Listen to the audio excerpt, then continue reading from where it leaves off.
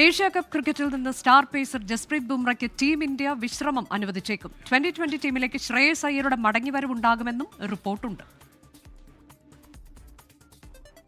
അനിശ്ചിതത്വങ്ങൾക്കൊടുവിൽ Asia cup ക്രിക്കറ്റിന് September 9 തുടക്കമാവുകയാണ്. 2020 ഫോർമാറ്റിലുള്ള ഏഷ്യ കപ്പ് നിലവിലെ ലോക ചാമ്പ്യന്മാരായ ഇന്ത്യയെ സംബന്ധിച്ചിടത്തോളം അടുത്ത ഫെബ്രുവരിയിലെ ലോകകപ്പിന്റെ ഡ്രസ് റിഹേഴ്സലാണ്. എന്നാൽ ഏഷ്യ കപ്പിൽ ഇന്ത്യയുടെ സ്റ്റാർ പേസർ ജസ്പ്രീത് ബുംറയ്ക്ക് കളിക്കാനാവില്ലെന്നാണ് പുറത്തുവരുന്ന റിപ്പോർട്ട്. പരിക്കും ജോലിഭാരവും തന്നെയാണ് പ്രശ്നം.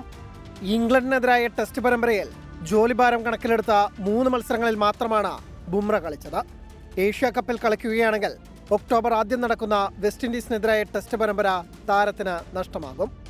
ലോക ടെസ്റ്റ് ചാമ്പ്യൻഷിപ്പിലെ നിർണായക പോയിന്റുകൾ നഷ്ടമാവാതിരിക്കാൻ ഇന്ത്യക്ക് ബുംറയെ ആവശ്യം ഏഷ്യ കപ്പിനേക്കാൾ ഈ പരമ്പരയിലെന്നാണ് BCCIയിലെ ഉന്നതനെ ഉദ്ധരിച്ചുള്ള റിപ്പോർട്ടിൽ പറയുന്നത്.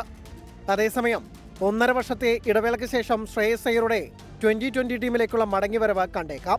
2024 IPL കൊൽക്കത്തയെ ചാമ്പ്യന്മാരാക്കിയ ശ്രേയസ് ഇക്കൊല്ലം പഞ്ചാബിനെ ഫൈനലിൽ എത്തിച്ചിരുന്നു.